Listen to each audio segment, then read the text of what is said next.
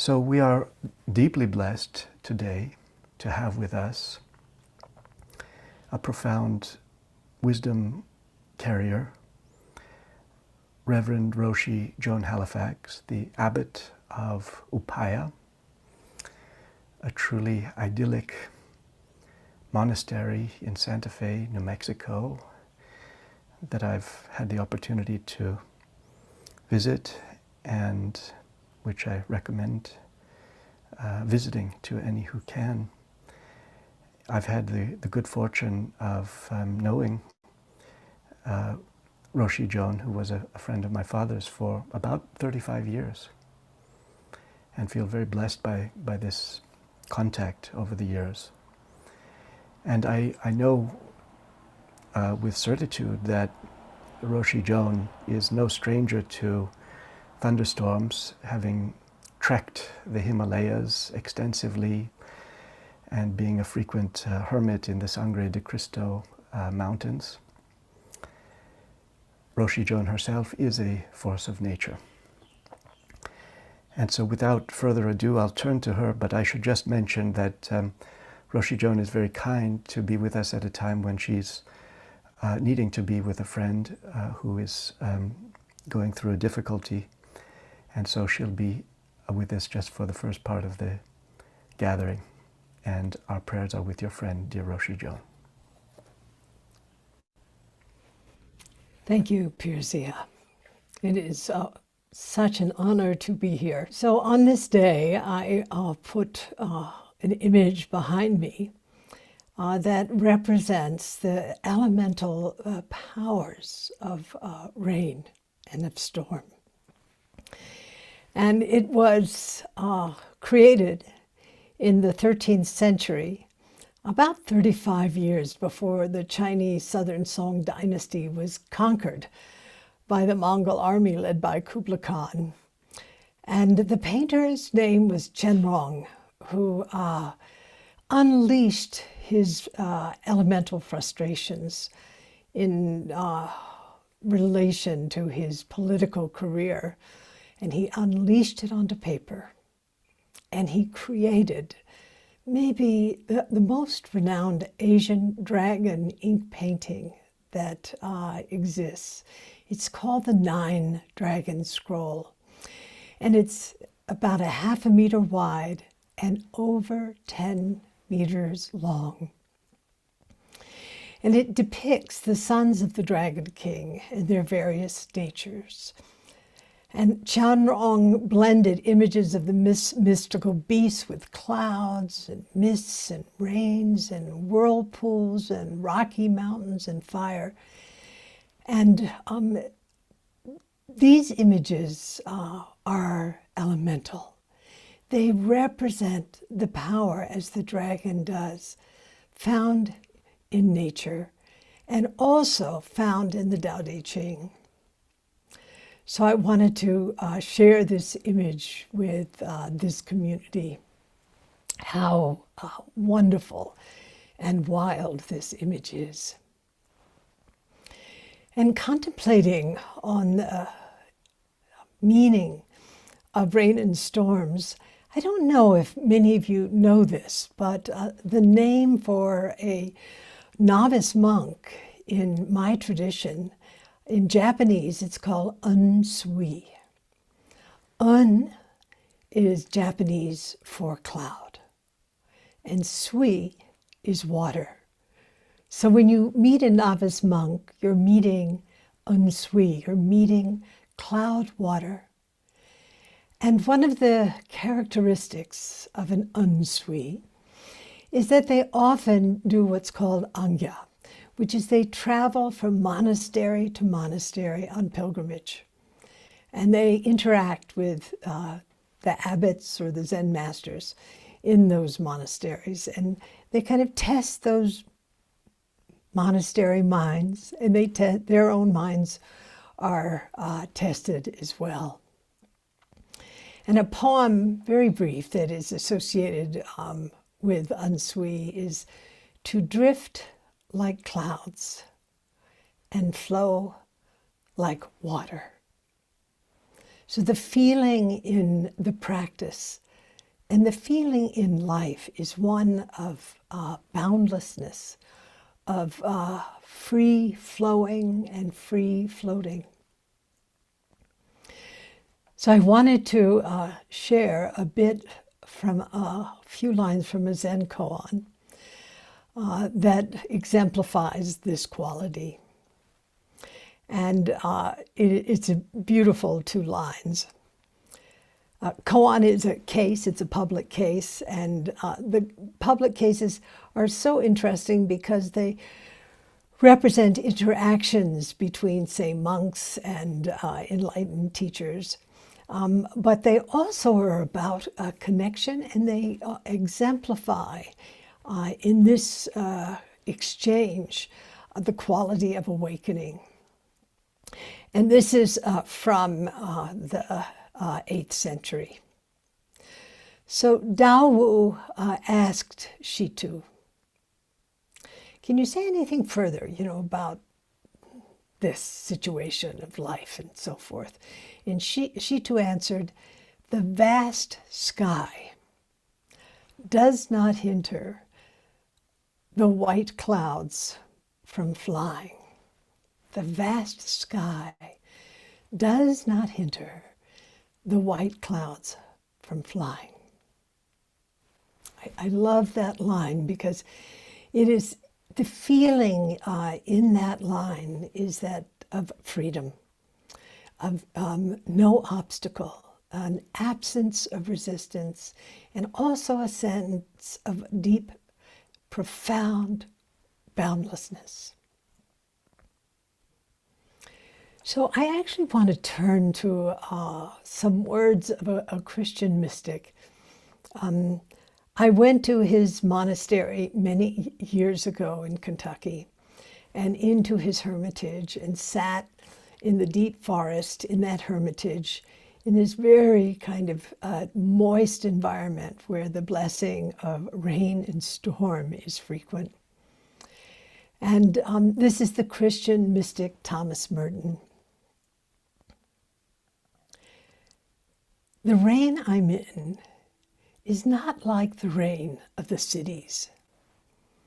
It fills the woods with an immense sound and confused sound, covers the roof of the cabin, and I listen because it reminds me again and again that the whole world runs by rhythms I have not learned to recognize.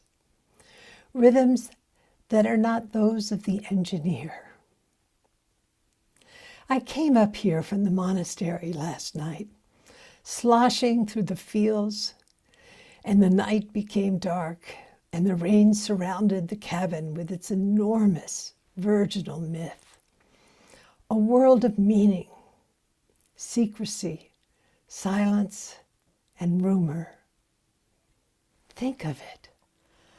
All that speech pouring down, selling nothing, judging nobody, drenching the thick mulch of leaves, soaking the trees, filling the gullies and crannies of the woods with water, washing out the places where construction has stripped the hillside. What a thing it is to sit absolutely alone in the forest at night, cherished by this wonderful, unintelligent, perfectly innocent speech, the most comforting speech in the world, the talk that rain makes by itself over the ridges and water courses and hollows. Nobody started it. No one is going to stop it. It will talk as long as it wants, the rain. And as long as it speaks, I will listen. So you are invited to listen to the incalculable words of the rain. And I hope that our noises trying to, in a way, capture the beauty of rain and storm, don't distract too much. So as I was sitting with this subject of rain and storm, I was thinking about a phrase from the Buddhist canon, which also was reflected later in the Vimalakirti Sutra. And that phrase is thundering silence. It's a beautiful paradox, thundering silence. And I feel that this is what Merton, and also the quality of attention, this capacity to be in this boundless heart, this boundless mind, to listen to the sounds of the world, including the sounds of suffering. And it takes thundering silence internally in order to do that. Now, we know that rain is associated with three primary processes of life: the creation of life, the arising of life. And Pirzia spoke so beautifully about the rain saturating the earth, and from the earth arises new life. So powerful an image. I love what you said. Our lives are on the backs of the earthworms. Pirzia, it's beautiful what you said. Also preservation. Things are preserved within water, within rain. I think about the great cedar trees of the northwest coast of the United States and of Canada. When the cedars fall into the water, they actually are not dissolved, but are preserved within the embrace of the water. But also water dissolves. It absorbs and it takes apart. And so there's creation, preservation, dissolution, which is carried by the rain. And we know that there would be no earth without rain, that our life and the life of every being and thing on this planet is nourished by water. And this water joins the body of rivers, of lakes, and of oceans, and then rises up yet again. And like in Merton's beautiful poem, the coming of rain, just as it is in the Southwest when monsoon arrives in early July, it indicates the rhythms of the world and also the harmony between earth and heaven. And we also know that drought is a breach in that harmony. And it breach also in our relationship with this mother who gives water, makes water, and also receives it. You know, years ago, and I'll get to Buddhism in a minute, but years ago I was sitting with some indigenous peoples here in the Southwest, and big thunderheads were coming from the western direction. And they explained to me that those thunderheads actually are generated off the coast of California. They had their word for it. And they move across this dry landscape, drawn. The thunder beings are drawn by beauty. Drawn by beauty. So I think it's a really important thing to note that we're in this major drought in the Southwest. In other words, it is attendant upon us to dedicate ourselves to a life that is deeply rooted in the moisture of beauty.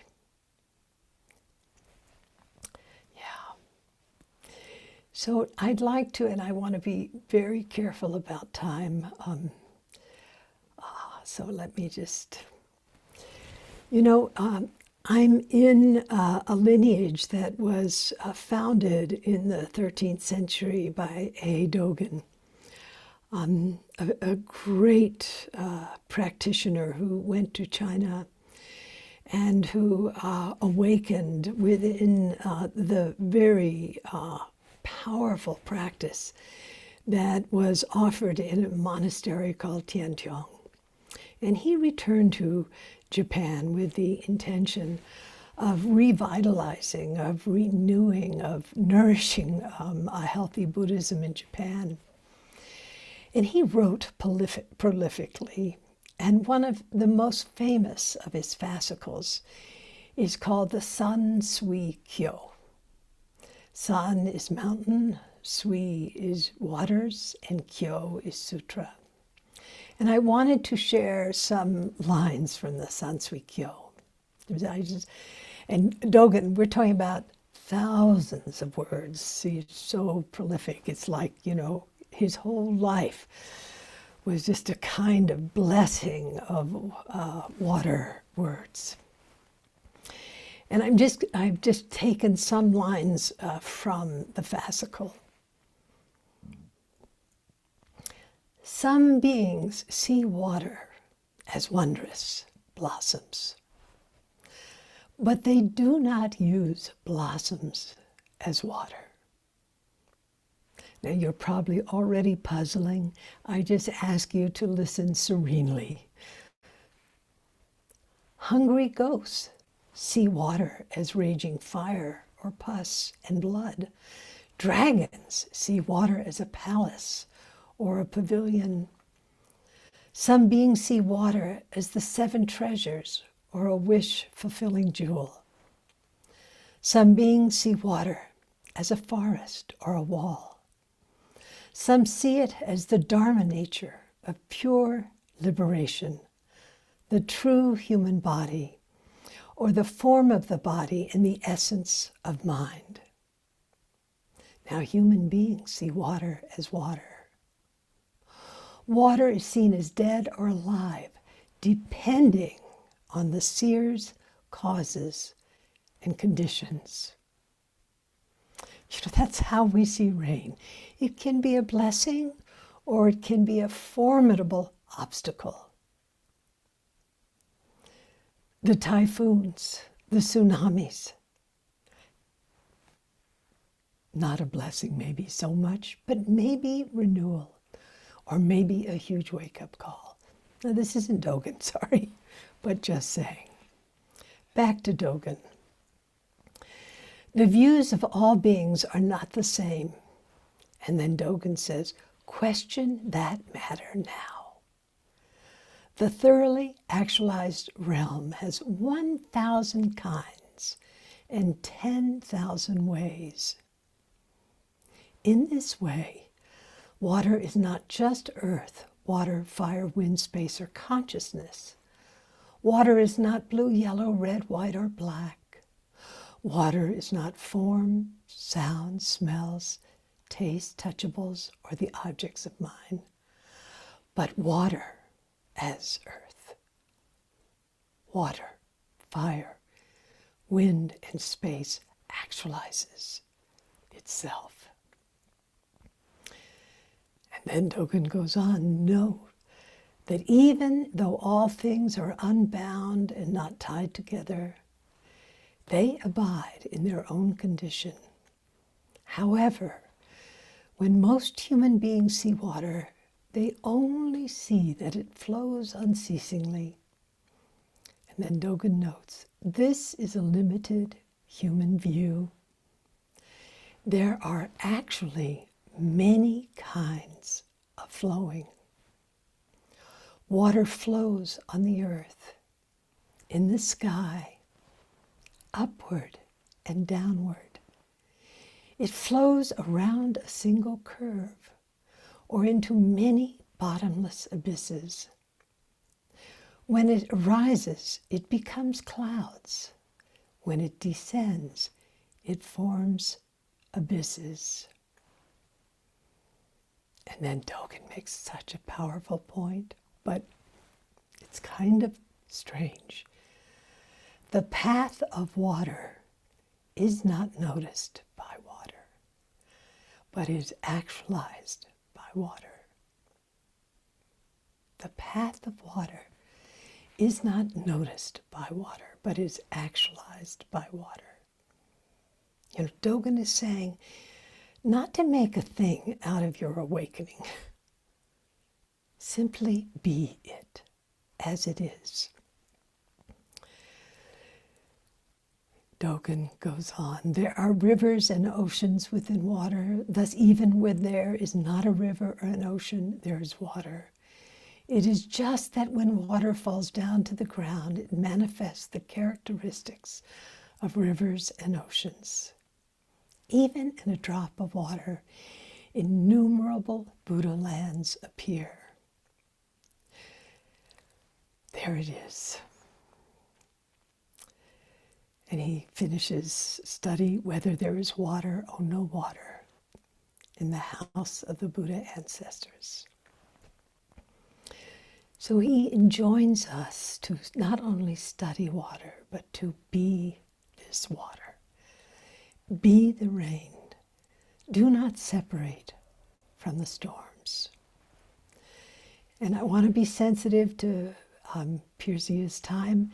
There's just two more things that come from our tradition that I want to share today. One is from Miyazawa Kenji, and the other is from Basho. Miyakawa Zenji wrote a very incredible poem which was published after his death. It's called Strong in the Rain. And this is in a way our injunction, or what we're called to. Strong in the rain, and in the wind, and in the snow, and in the summer heat, robust, lacking desire, never angry, always smiling quietly, eating only 4 cups of brown rice daily with miso and some vegetables, watching, hearing, and understanding carefully in all things, without including oneself in the equation, and never forgetting. Tucked away in a small thatched hut in the shade of a primordial pine forest, when a child falls sick to the east, going to care for them. When a mother grows weary in the west, going to shoulder her bundles of rice stalks in turn. When someone is dying in the south, going to tell them that they have nothing to be afraid of. When there is a fight or a dispute in the north, going to tell them to stop bickering because it's foolish. Crying in times of drought, walking falteringly in cold summers, called simple by everyone, never praised, never worried over. That is the kind of person I want to be. Strong in the Rain by Miyazawa Kenji.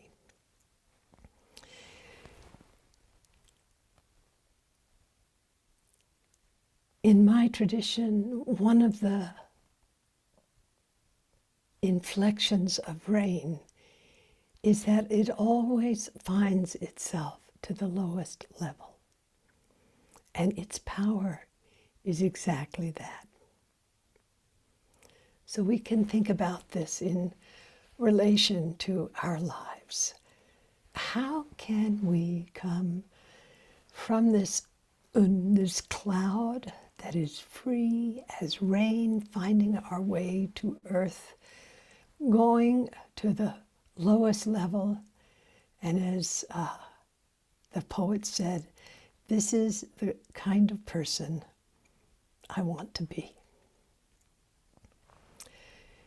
So finishing this little meditation on rain and storms and the elemental nature of these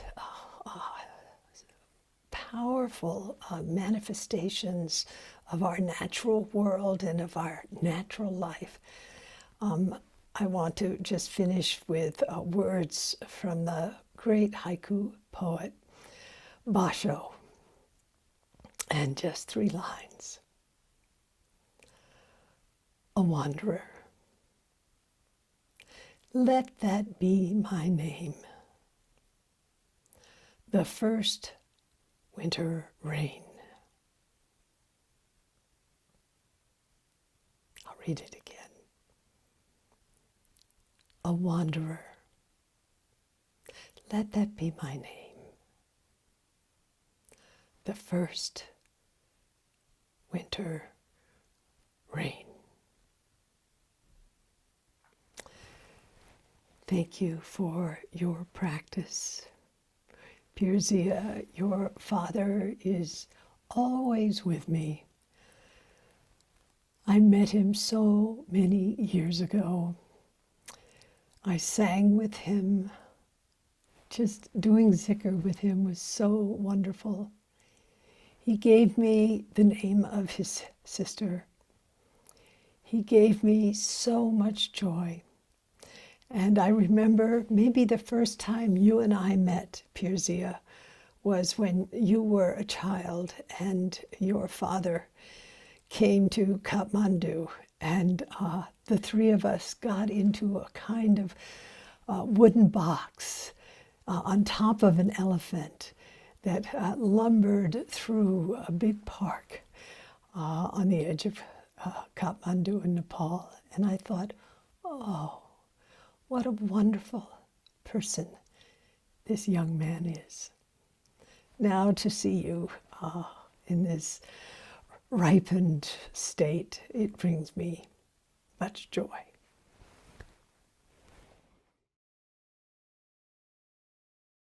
Thank you so much, Roshi Joan, for this precious teaching, which we will carry in our hearts with remembrance and thankfulness forever.